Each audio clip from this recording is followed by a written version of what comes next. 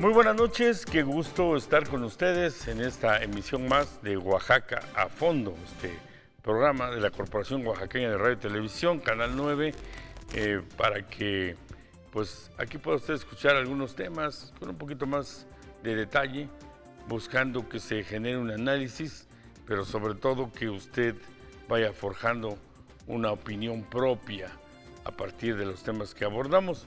En la emisión pasada tuvimos la gran oportunidad de platicar con el coconductor de este programa, que curiosamente es uno de los protagonistas. Decía yo el programa pasado, lo repito hoy, de los pocos protagonistas que quedan vivos todavía de ese movimiento de 1968 en México, y que mucho tiempo, durante muchos años, yo en mi juventud oía también, porque bueno, yo era un niño cuando pasó eso, pero escuchaba que había sido un parteaguas en el país. Y luego yo muchas veces no lo entendía. O sea, pero parteaguas, ¿por qué? Porque mataron unos estudiantes que estaban en rebeldía, o qué fue lo que pasó. Y en esos antecedentes tuvimos la oportunidad de platicar, y ya platicaremos en otra emisión, con Sócrates Campos Lemos, quien era uno de los integrantes del Consejo Nacional de Huelga, que conformaron ese movimiento y se opusieron al sistema de gobierno, en ese momento a la presidencia de Gustavo Díaz Ordaz, el poblano Gustavo Díaz Ordaz, que era presidente de la República en ese momento. Era secretario de Gobernación Luis Echeverría Álvarez, quien después fue presidente de la República, y en una buena medida hoy se sabe, al revisar la historia, que a través también de la influencia que generó este movimiento en el país de 1968, el otro personaje relevante ahí, o los otros dos, fue el general Alfonso Corona del Rosal, que era regente de la Ciudad de México, y por supuesto el secretario de la Defensa, Marcelino García Barragán. En esta noche, en esta emisión, nos acompaña mi amigo Omar Aguilar, que él es muchísimo más joven. Vaya, él ni siquiera había nacido, yo creo, cuando se dieron estos hechos, pero que sí está viviendo como ciudadano, como persona, las consecuencias de ese movimiento. Mi querido Omar, muy buenas noches. Gracias, Jaime, ¿cómo estás? Buenas noches, gracias por la invitación. Y a nuestros amigos de Oaxaca al Fondo, muchísimas gracias también por sus sintonía. ¿Cuál es la referencia que tú ¿qué edad tienes tú? 35 años. 35 años. Nacido en 1983. Sí, no, bueno, ya había llovido. Hoy a ti, así de bote pronto, Omar, que ya lo profundizaremos, decía yo, con Sócrates, pero a bote pronto, ¿cuál es la referencia que tú has tenido de joven, cuando estabas en la secundaria, en la prepa, luego te metiste a la carrera, en este periodo? ¿Qué sabías del 68 o nada? Pues efectivamente lo que tú mencionas, retomo tus palabras, la matanza de unos jóvenes en Tlatelolco por parte del ejército, en una operación conjunta entre el ejército y lo que era la policía secreta, ordenada por el presidente de la República en vísperas del Mundial de 1968. Efectivamente yo nací en el 85, vamos, ni plan, proyecto era mi nacimiento. Y ver las marchas del 2 de octubre, la frase "no se olvida", toma sentido hasta después de la universidad. Antes era desmanes, era un grupo de jóvenes revoltosos, anarquistas trasladado en un tema no de ideología, sino de drogadicción, de pandillerismo, y de escóndete, público, ¿no? Escóndete porque te van a golpear, o a ti. Yo estudiaba en la secundaria, me acuerdo, en la técnica 1, y así de, pues se van a ir a la UAPJO y te van a partir. Los que marchaban recordando ese tema. Pero hoy a la distancia quiero decir que sí me toca la transición, la transformación de la vida de México partiendo de 1968. Creo que el cambio no fue ni inmediato, no fue ni en los años 70, casi al final de los 70 empieza a existir ese inicio de cambio, pero la transformación total en el sentido, por ejemplo, este movimiento fue reprimido con balas, desapariciones forzadas, no podías agredir al gobierno, no podías decir una mala palabra hacia el gobierno porque inmediatamente tenía una consecuencia, periodistas muertos, desaparecidos. Hoy tú le puedes decir hasta borracho al presidente y no pasa nada. Antes era impensable, era un régimen autoritario totalmente. Y te digo, tal vez en los 90 son cuando se empieza a consolidar ese cambio, de esa lucha, de ese sacrificio de los jóvenes, que lo estaba pensando cuando me contaste el tema, pudiéramos trasladarlo al 2006 en Oaxaca, ¿no? Un movimiento creado por el hartazgo ciudadano, por un régimen priista. En 1968 fue un régimen priista también, ¿no? Una fortaleza total, lo que era la presidencia de la República. Una verticalidad. Y no había chance ni de meter un alfiler. Poblano, el expresidente, la gente que se conforma, que se une al Consejo Nacional de Huelga, entre otras escuelas como el Politécnico, la UNAM, la de Chapingo, obreros, campesinos, son gente de Puebla, mayormente son de Puebla, de la tierra del presidente de la República, en donde había pues un rechazo y un repudio. En Oaxaca, pues fue Oaxaca contra Ulises Ruiz Ortiz. Es una historia, es la misma historia, una similar, pero en un tema estatal, ¿no? El cambio tal vez vino en teoría muy pronto con la llegada de Gabino Gómez Monteagudo en el 2010, pero desastroso en el gobierno, no hubo ese cambio. En aquel entonces pues, se hablaba de un movimiento para quitar esa verticalidad, te decía, era una resistencia civil, demandas libertarias que hoy ya tenemos, vamos, del 68, los 70, finales, principios de los 80, empieza a tener ese efecto que buscaban esos jóvenes en aquel entonces.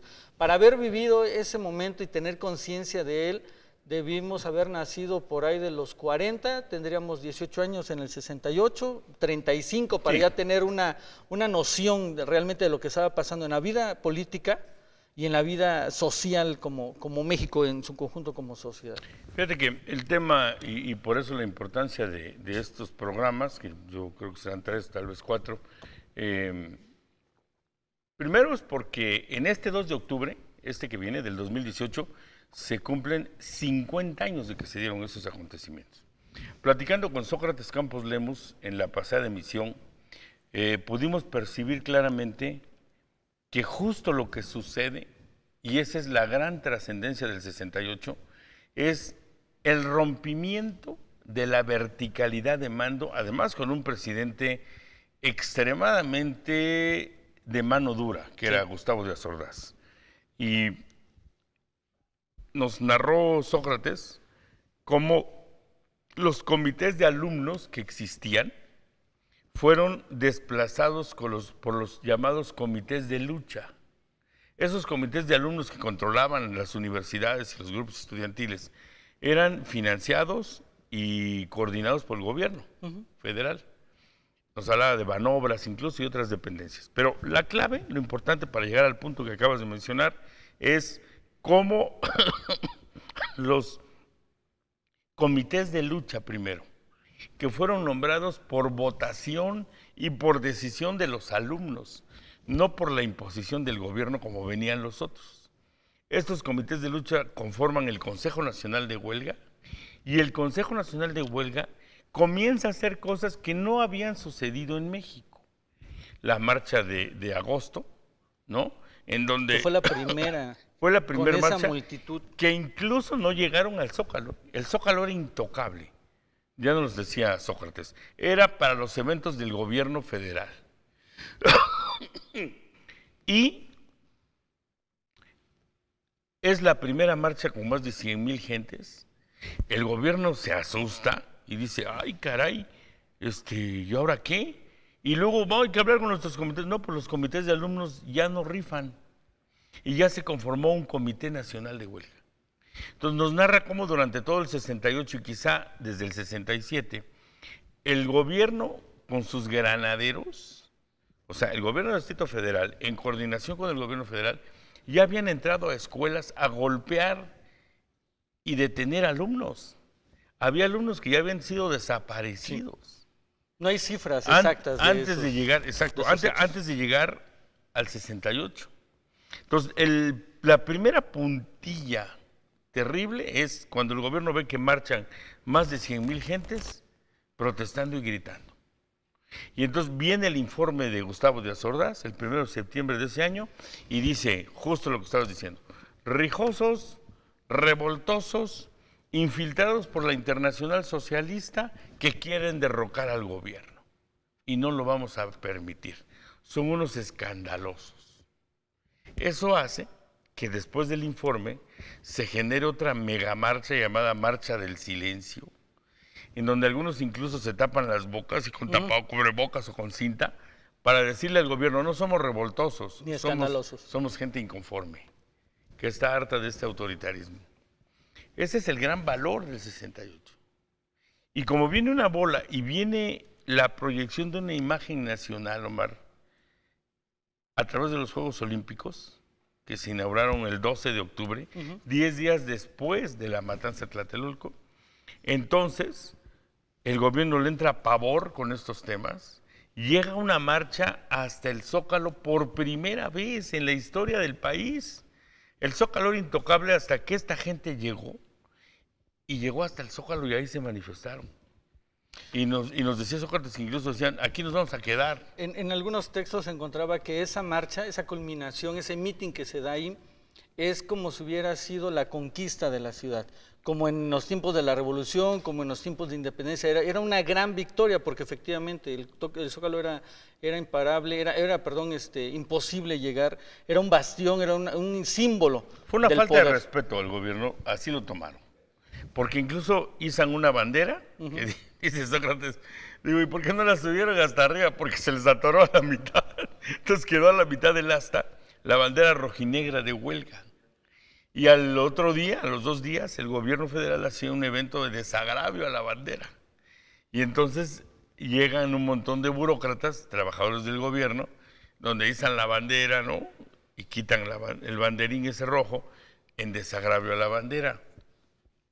El gran rompimiento que se da y donde verdaderamente fue un parteaguas es que ahí se le pierde el miedo a la autoridad. La reacción, ya lo platicamos, ya eso todo el mundo lo sabe, aquí se han dicho muchas cosas que la gente no sabe, pero lo que todo el mundo ya sabe es cómo un grupo de integrantes del Estado Mayor Presidencial le dispara al ejército, La Operación Galeana. ellos mismos, ¿no? Y entonces el ejército comienza a responder, y en ese responder empiezan a caer estudiantes muertos en la plaza. Sí, a través de esta Operación Galeana, que decía yo era integrantes del Ejército Mexicano, la Policía Secreta, que también se habla, y es que ya, o sea, a final de cuentas, para poder hablar de esto es recurrir a la historia. Se habla también de la intervención de la CIA, de Estados Unidos, de infiltración, o más bien, manejo de inteligencia a través de la CIA, porque efectivamente se creía que había grupos socialistas incrustados en el seno de ese Consejo Nacional de Huelga. Sí, porque estaba reciente la Revolución Cubana, ¿no? Nos mencionaba Sócrates también la gran influencia que tenía el movimiento de Martin Luther King, las comunas hippies de Berkeley. Entonces, una rebelión mundial que abona a que se impulse más la rebelión de México. Cada país, sus rebeliones eran, pues, Martin Luther King por el racismo, con un Oakland, sentido distinto, porque aquí más bien eran mayores libertades políticas y civiles. y en contra de una autoridad, de un autoritarismo, de esa línea vertical que, como bien dices y lo mencionas gráficamente, no podías meter un alfiler en esa autoridad. Pero ¿qué pasa? Y es el motivo también de este programa de hoy, para dar un intermedio a lo que es la historia del 68, lo que fue antes, que ya lo vimos, y lo que vendrá después, o lo que vino después, era justamente esos temas que mencionabas en el caso ya específico de Oaxaca, como en el 2006 los maestros se rebelan contra imposición, no, contra una falta de acuerdos, y hay que decirlo, de un mayor flujo de dinero que le exigían a Ulises Ruiz. Había habido, sin duda, signos de una enorme corrupción en el gobierno de Ulises. Y entonces muchos sectores sociales encontraron una fuga al coraje local y se empezaron a montar en esa rebelión magisterial, y entonces suman y hasta nacen organizaciones, ¿no? Algunas, pues a lo mejor ciertas, ¿no? Como la APO en lo general con organismos, y otras que se juntaron pues para otros temas, ¿no? Como la 14 de junio, que era más bien para proteger mototaxistas y en aquel entonces era concesiones, los ambulantes, no existía vendedores todavía ambulantes, la que luego se modalidad convirtieron en mototaxistas. Bueno, la 14 de junio le quita el control a Hugo Jarquín, por ejemplo, de 8 regiones del Parque del Amor, ¿eh? Definitivamente. A sangre y Entonces, fuego. ahí hay condiciones legítimas, o más bien, digamos, sí de lucha social y otras que no, intereses comerciales. Yo creo que fue copiado el modelo, porque esas megamarchas que hicieron los estudiantes del Consejo Nacional de Lucha, de huelga, en el 68, son similares o en un símil muy menor a las megamarchas de la sección 22 a partir del 2006, pero el modelo, varios puntos del modelo de protesta del magisterio fue con esa pantalla de decir el gobierno es opresor, el gobierno no me permite tener la libertad, no existe democracia, hay corrupción, muy similar a lo que estaban reclamando esos jóvenes en 1968. Esa era la pantalla. La realidad es que, y dicho por los dirigentes de ese entonces, de 1992, es que era un tema económico, porque no se les había pagado un dinero al magisterio y ahí es como empieza este movimiento y así a 30 y tantos años que lleva. El pliego petitorio de esta ocasión está verdaderamente de concurso. Es la pantalla, la marginación, el desempleo, la democracia. Ellos hablan de un paro nacional con esa ansiedad de que el gobierno realmente lo reprima, utilice la fuerza del Estado como lo fue en el 68, como se dio en Ochitlán, de manera errónea y tal vez en el 2015, en el 2015 de manera pues torpe, ¿no? O sea, se preparó un escenario muy pequeño en donde el gobierno utiliza balas, utiliza la fuerza pública y hay muertos. Ahora, ahí va el tema. Ya, sin duda, de acuerdo contigo en que las organizaciones, algunas gremiales, como el Magisterio y otras, copian esos modelos, ¿no? O sea, así caminó, así, y entonces vamos haciendo una cultura de la protesta. Ahora aderezado con que cerramos carreteras, tomamos edificios, cerramos avenidas, ¿no? En Oaxaca, en la capital, el canal 33 allá en Juchitán recurrentemente es tomado por organizaciones, pero creo que una de las grandes secuelas que llegan hasta hoy como hijas del 68 es justamente el miedo de la autoridad a entrar a levantar estas manifestaciones. En el 68 no solamente era legítimo, era súper legítima. A ver, la verticalidad de mando que tiene el gobierno ya no nos satisface como sociedad. Ese es el gran valor del 68, de las manifestaciones. Las manifestaciones de hoy nos topamos 10,000 razones que son totalmente fuera de todo contexto para cerrar una vía de comunicación, para hacer una marcha, para hacer un plantón. Habrá algunas otras razones que puedas decir, esta sí es válida, aunque esta no es la forma. Nosotros, a ti te tocó también ver, escuchar en alguna ocasión al secretario de Seguridad Pública en un programa, Raimundo Tuñón Jauregui, de aquí de Oaxaca, al fiscal, ¿no? Rubén Vasconcelos Méndez, y a el comisionado de Seguridad Pública Municipal, Jorge Alberto Alcalá Guillén. Y me acuerdo muy bien que les preguntamos, oigan, en Oaxaca a fondo, ¿por qué no levantan a los que se están manifestando? O sea, hay algunas de estas, por ejemplo, los que están ahorita en el ADO, los que han estado, no sé si tienen... Acaban de tomar hoy por la mañana. Bueno, pero estuvieron ahí 5 días, 6 días, ¿no? Y eran, ¿qué te gusta? ¿80 gentes? ¿100 gentes? Y entonces le decíamos, ¿por qué no llegan y los quitan? Con 50 policías los quitan. Y argumentaron algo que yo creo que es muy válido. Yo no había tenido esa visión. Y si recuerdas, dijeron, mira, el problema en Oaxaca es que hay una falta de justicia social de muchas décadas, ¿no? Entonces, muchas de las manifestaciones que se tienen no sería ni justo ni políticamente correcto llegar con una macana y tómala y vámonos. ¿Por qué? Porque es la causa por la que se están manifestando, necesita agotar el diálogo. Y entonces intentamos agotar el diálogo. Yo en lo personal creo que en muchos de estos casos se ha abusado de ese tema por parte de quienes se manifiestan, ¿no? O sea, la cerrazón hoy de la sección 22, de mantener a sangre y fuego el plantón y el daño que se provoca social, ya meritaría un uso de la fuerza pública. Pero ahí te va, porque esto me interesa que tú des una opinión. Mi apreciación con ese conocimiento del 68 desde antes, más cercano a ese tiempo que tú, es que hay un síndrome del 68 en todas las organizaciones policíacas del país y de cada uno de los estados, del impacto que provocó en la sociedad que el ejército, al contestar los disparos del Estado Mayor, que fue el propio Estado Mayor quien provocó, generara la muerte y detención de tantos jóvenes. Yo creo que el 68 en el gobierno y en las corporaciones policíacas ha generado ese síndrome de decir, no podemos. Si se viene una revuelta y nos empiezan a atacar y les contestamos y usamos hasta las armas que estarían facultados para hacerlo por ley, entonces puede pasar una cosa como aquella. Tanto que en Nochixtlán, todos los que vivimos en Oaxaca sabemos que estábamos hasta el copete de los que estaban cerrando la carretera. Ya entonces ya hagan algo, ya quítenlo, son 200 gentes y mucho.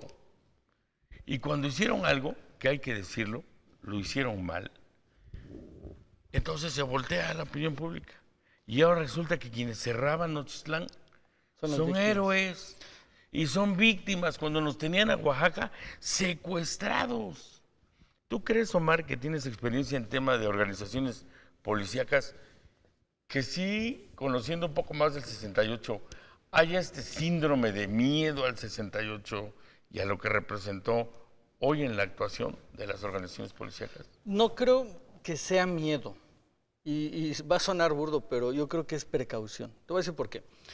Considero que ese síndrome del 68, ese esquema, ese esqueleto del 68, fue adoptado por las organizaciones sociales y muy bien, por los sindicatos, sobre todo por la sección 22 en Oaxaca. Y desgraciadamente se ha abusado de ello. La fuerza pública, las corporaciones policíacas tienen el entrenamiento, la capacidad técnica, táctica y operativa para poder desarticular este asunto. ¿Qué es lo que pasaría? El costo-beneficio.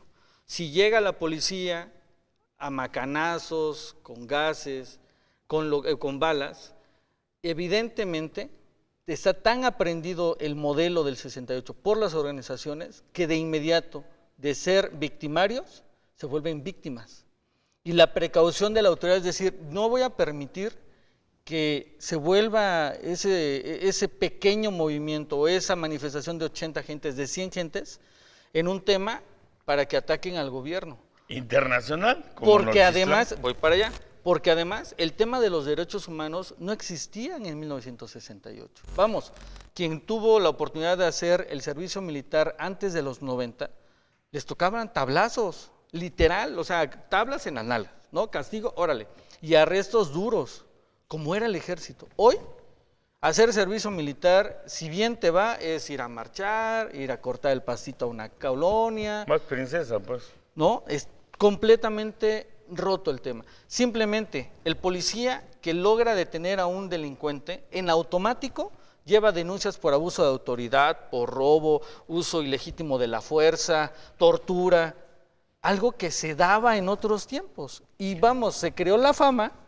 que hoy los derechos humanos defienden más a los delincuentes. Pensamos que sea miedo o precaución, como tú dices, o tolerancia para no generar cosas de regreso. Pero ¿qué tanto sentirías tú, conociendo más el movimiento del 68, la verticalidad, esa dureza del gobierno antes todavía de los nuevos tiempos, que Salinas, quien crea la figura del ombudsman, Carlos Salinas de Gortari, nombrando a Jorge Carpizo MacGregor como el primer presidente de la Comisión presidente de la Comisión Nacional de Derechos Humanos. ¿Qué tanto sientes tú que influyó ese 68? O sea, tú que has visto adentro de las corporaciones y dices, es que ya hemos visto, ¿qué? ¿Sí pegará? Sí pega, E incluso me tocó ver a varios elementos de la policía que tuvieron problemas con derechos humanos derivados de eso. O sea, no fue... Que hubo abusos y que no dudo que todavía se den en el sentido de tortura y los viejos, el famoso tehuacanazo, la toalla mojada, los cables de batería. No dudo que existan, ¿no? Ha habido todavía señalamientos muy fuertes, e incluso hacia el ejército mexicano. Pero en hablar de policías también, lo cual dices, pues mejor que sigan robando, mejor que se vayan. Mejor que se queden y que sigan haciendo de las suyas. Pasó en una marcha de la sección, no es cierto, un 2 de octubre, cuando un grupo de policías quedó encapsulado por maestros con sus escudos nada más protegiéndose. No pudieron hacer uso de lo que les facultaba la ley, de utilizar la fuerza en el nivel que se estaba recibiendo la agresión, porque si lo hacían y había un muerto del lado del magisterio, del lado de ese grupo de manifestantes, los villanos iban a ser los policías, el represor iba a ser el gobierno, como si hubiera sido en 1968. Vamos a ir a un corte, a una pausa, y regresamos aquí en Oaxaca a Fondo. Estamos hablando del 68, pero en las secuelas que pudo haberse o que se han derivado, ¿no?, desde una óptica periodística, analizándolo, las secuelas que se pudieran haber derivado de ese movimiento tan importante que marcó la vida del país. Regresamos.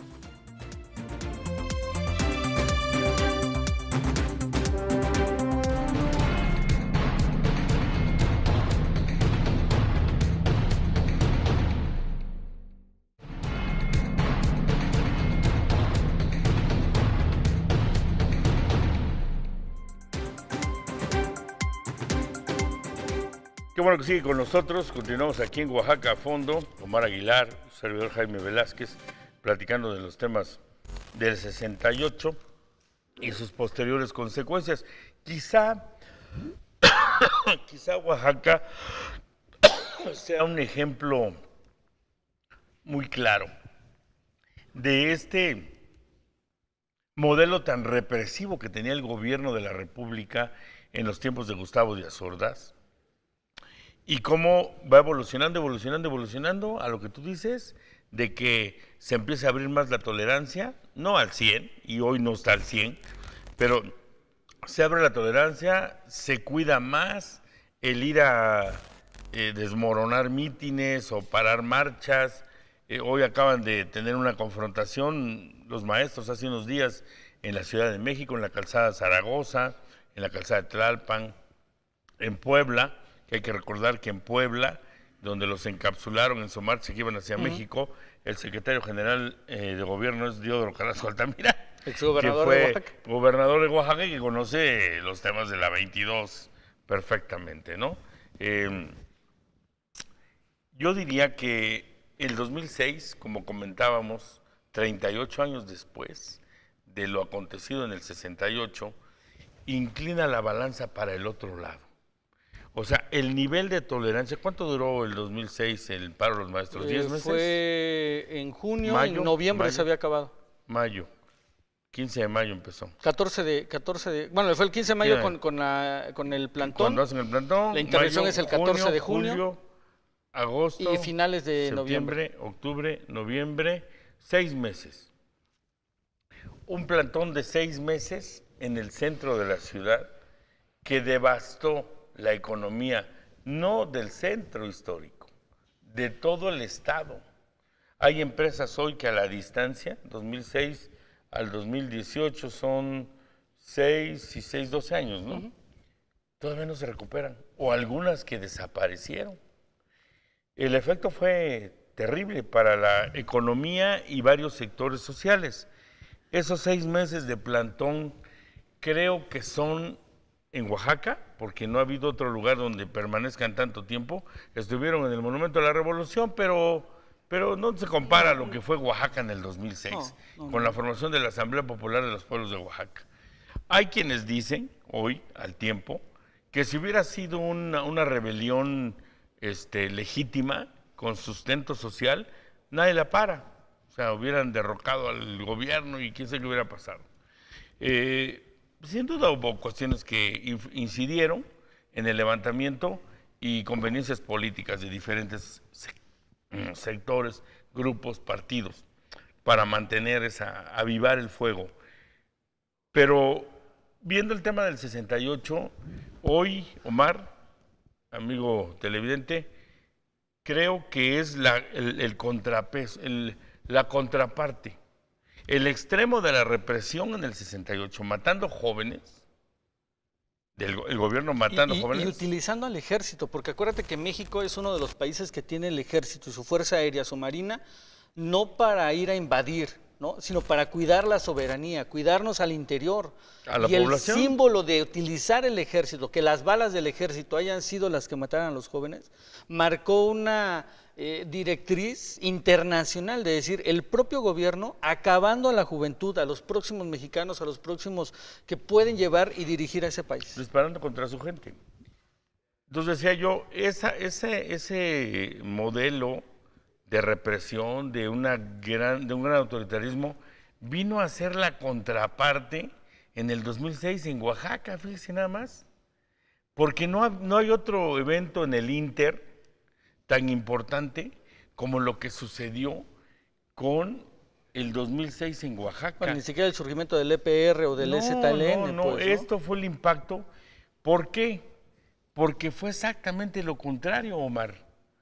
Porque fue la tolerancia al máximo grado. 6 meses. Les detuvieron no sé si 3 o 4 quincenas, pero luego se las pagaron a los maestros. O sea, una rebelión asalariada. Patrocinada.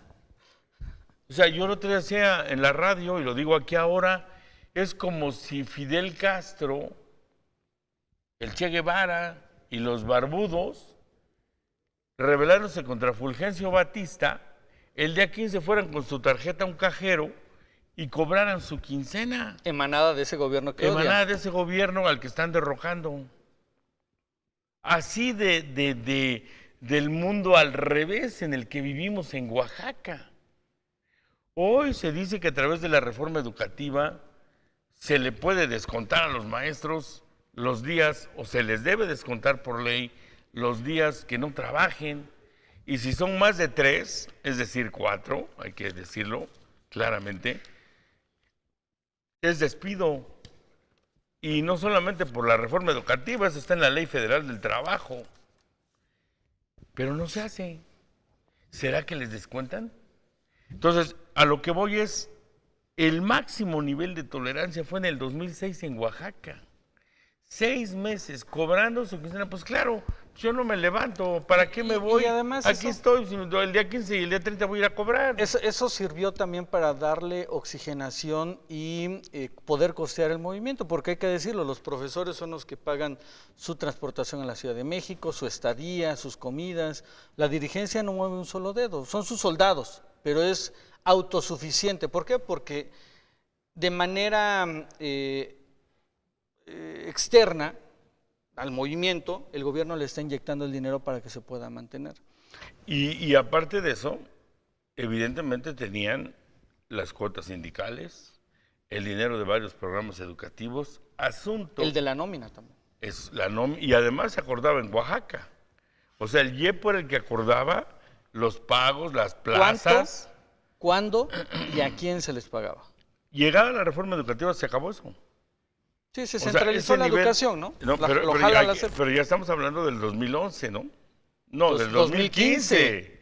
Del 2015. O sea, casi 10 años después. Sí, del movimiento del 2006, donde surge la Asamblea Popular de los Pueblos de Oaxaca.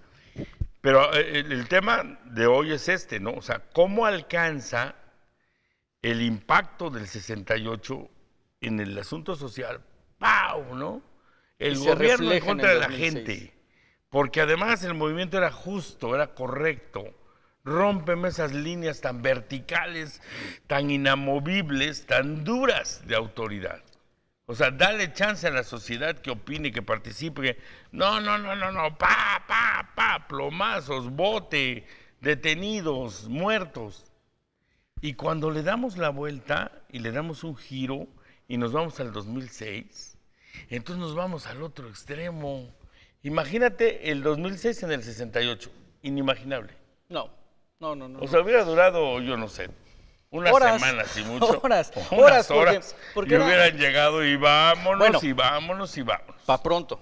En noviembre, después de la muerte de Ronald Bradwell, este camarógrafo de Indymedia, que en las investigaciones que se dieron y que pasaron a la PGR después de haber estado en el Estado, se estaba viendo que fue una muerte planeada desde el interior del APO, con la intención de atraer los reflectores de organismos internacionales e incluso de organizaciones internacionales como la ONU, y que México fuera señalado de un país inseguro a través de Oaxaca. Y derogar al gobierno. Exacto, Luis. acuérdate que se armó la comisión plural de senadores, de diputados federales que vinieron a comprobar que efectivamente estaba laborando el gobierno del Estado, que estaba en funciones.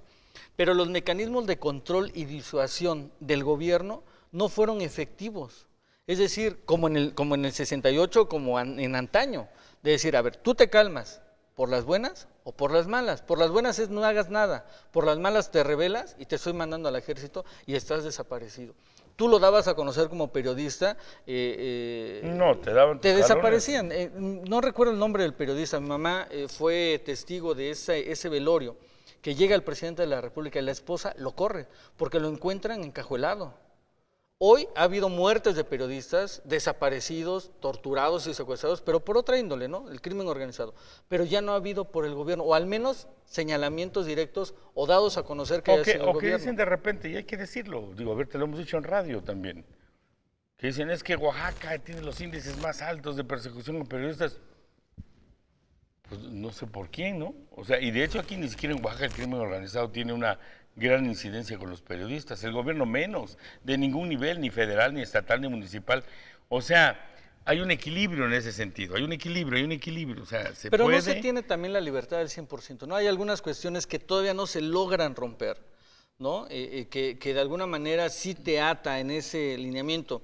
Pasó con la sección 22, la sección 22 ha agredido a compañeros periodistas. Bueno, a ver, yo hablo del gobierno, o de los 3 niveles de gobierno.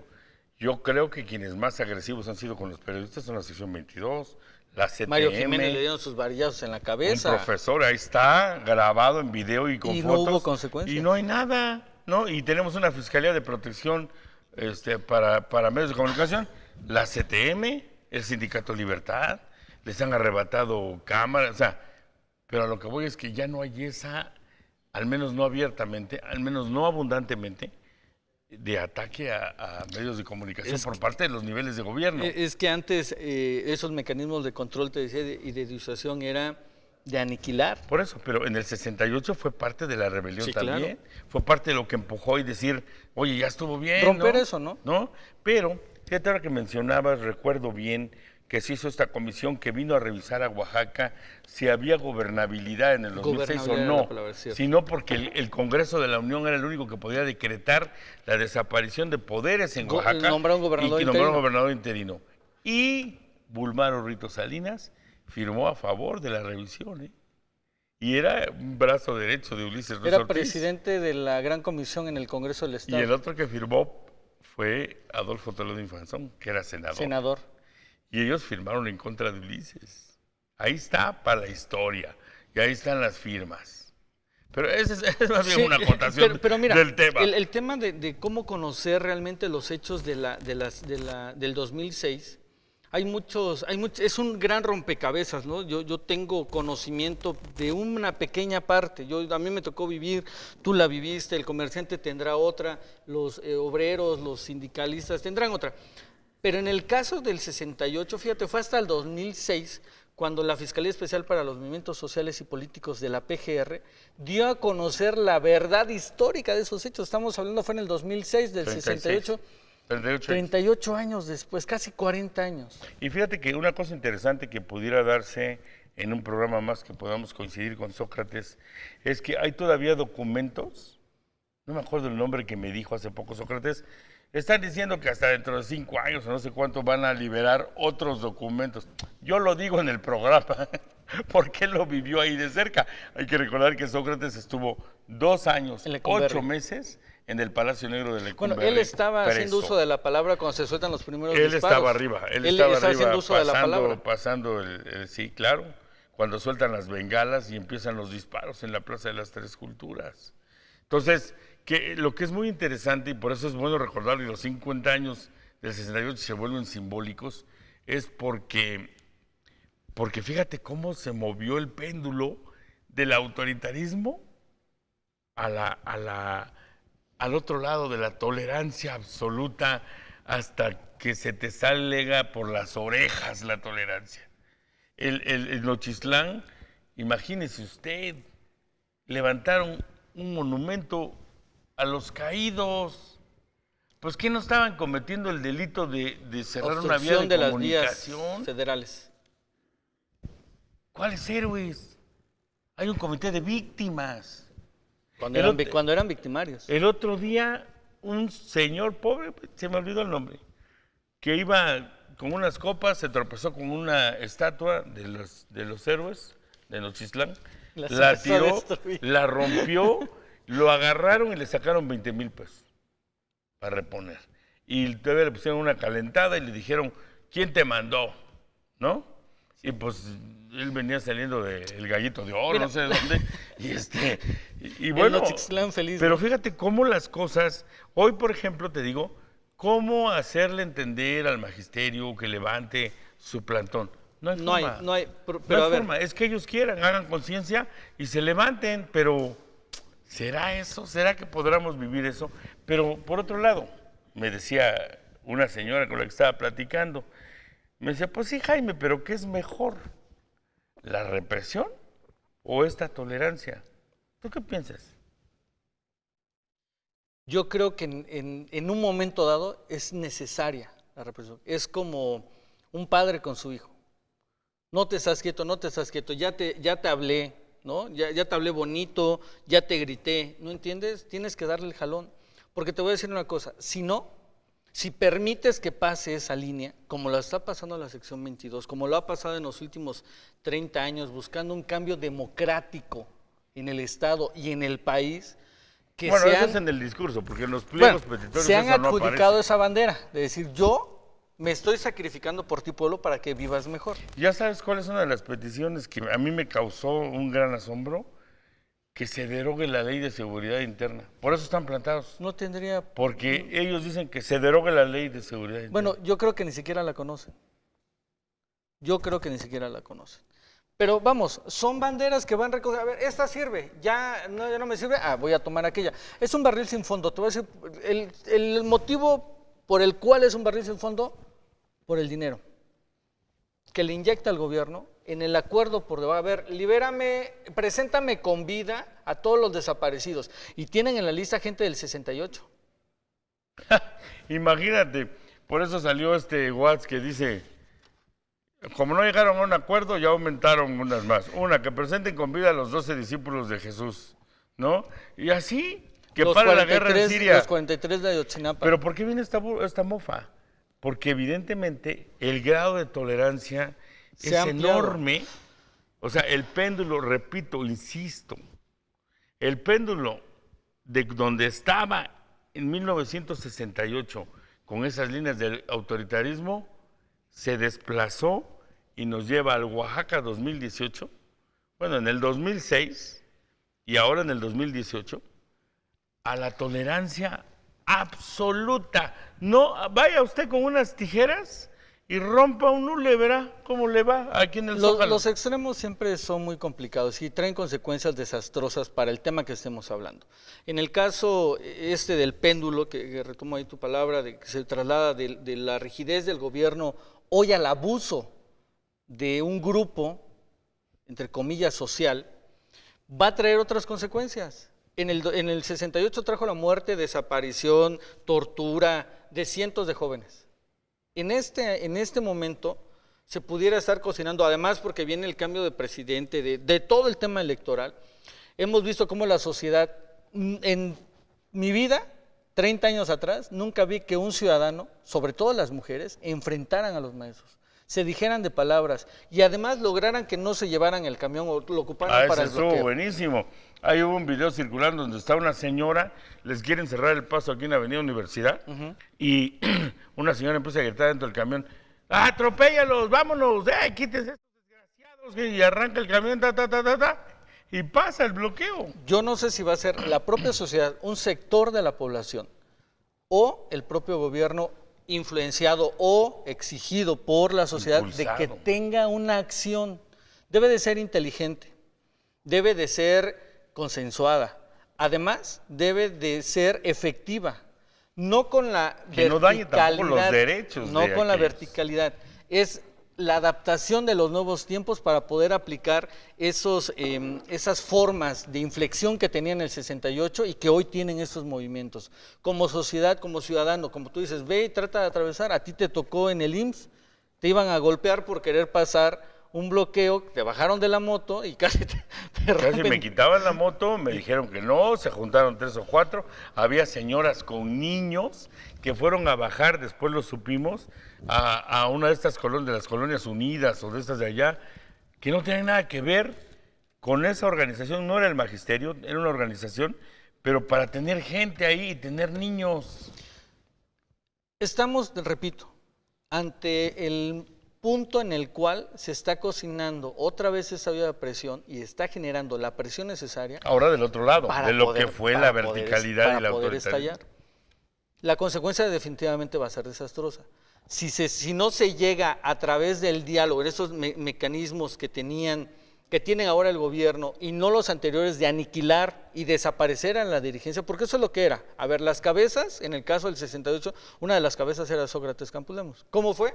Lo quito, lo mando a la cárcel, lo dejo 2 años, 8 meses, apago todo el movimiento por fuera, quitando los líderes, Él y varios, Él y meto varios. miedo, ¿no? Entro a las universidades, muestro la fuerza del Estado y calmo el fuego. Si no se hace eso de otra forma, repito, de manera inteligente, con la ley en la mano, Y viendo la historia, ¿no? Con o sea, los esto que organismos. se hizo, esto fue malo. Pero fíjate que decíamos, te preguntaba yo, ¿qué es mejor? Me decía una señora, ¿ese autoritarismo o la tolerancia? Yo creo que ninguno de los dos. Yo creo que tendría que ser un tema mediado porque los demás ciudadanos tienen los mismos derechos que los que se estén manifestando, sean maestros, o sea, la organización Sol Rojo, o sea, La que Antorcha quieras. Campesina. No pueden crear ciudadanos de primera y de segunda, en los que yo me manifiesto y me vuelvo de primera, porque puedo hacer lo que yo quiera y no tengo ninguna consecuencia. Y yo de segunda, pues ni modo, me aguanto a lo que tú quieras. Y creo que una de las cosas que ha venido como un run importante, que ojalá pudiera encontrarse ese mecanismo para que se diera, es que el diálogo, que eso sí sería novedoso, ni fue en el 68, ni en el 70, ni en los 80, ni en el 2006, que el diálogo entre las autoridades a las que les competa resolver algo que le esté pidiendo un grupo, y ese grupo, las dirigencias, las cabezas, sea público. Sería extraordinario que la sección 22, Eloy López, Genaro Jiménez, creo que se llama secretario de organización, este otro que es candidato, Irán Santiago, él es maestro y es candidato de Morena hoy a la Diputación por la vía plurinominal, sentarse con el gobernador, con el director del IEPO, en una mesa donde pueda entrar la gente, ya no los medios, la gente que le interese, que puede decir, a ver, quiero escuchar qué le está pidiendo el secretario general al gobernador, al director del IEPO, y qué le está contestando que le va a dar. Y entonces tener una opinión de lo que realmente se está cocinando allá abajo, que no sea en lo oscurito como tú decías, aquí tengo el portafolio abajo, y a ver cómo vamos a quedar. A ver, no puedo liberar a los maestros que secuestraron. Si no los encuentra la PGR, ¿no? ¿por qué los no puedo liberar a los maestros que secuestraron a estos niños Álvarez Benfield, porque ahí están por esa causa, pero ten 5 millones, ¿no? Eso, si es un diálogo público, se acaba. Y esa sería una novedad extraordinaria, mi querido Yo creo hermano. que no lo aceptaría ninguna de las dos partes. Hay una confabulación, eso me queda claro. De no ser así, eso se hubiera resuelto de inmediato. De no ser así, la reforma educativa hubiera tenido el efecto necesario. Bueno o mala, y dice, no es reforma educativa, laboral, como sea. ¿Y qué? Pero está en las facultades. Se pregunta, La no es ley, reforma educativa, es laboral. la ¿Y? Constitución lo avala. Y por eso nosotros, en una república, como es los Estados Unidos mexicanos, se rige con la Carta Magna. Y todos debemos obedecerla. Desgraciadamente, la utilizamos como prostituta, porque la utilizamos a nuestra conveniencia. Aplico el derecho de libre manifestación, pero te estoy jodiendo tu libre tránsito. Pero no me toques, policía, porque es represión. ¿Represión? Maldito gobierno ¿No? represor. Omar, pues mucho gusto haber compartido sus micrófonos en esta noche contigo. Gracias, Jaime. Y gracias a usted que nos sintoniza en Oaxaca a Fondo. Esperemos que en la próxima emisión esté Sócrates, porque es muy importante el punto de vista de él, de qué pasa después del 68. Pues bueno, él se va al botiquín, se va a la cárcel, al Palacio Negro de Lecumberri, nada más y nada menos. Y luego, ¿qué va pasando con el tiempo? Y cómo, a ver si él coincide en que este péndulo llegó al otro extremo en el 2006, el nivel máximo de tolerancia que se ha tenido en una manifestación de este tipo. Muchísimas gracias y muy buenas noches.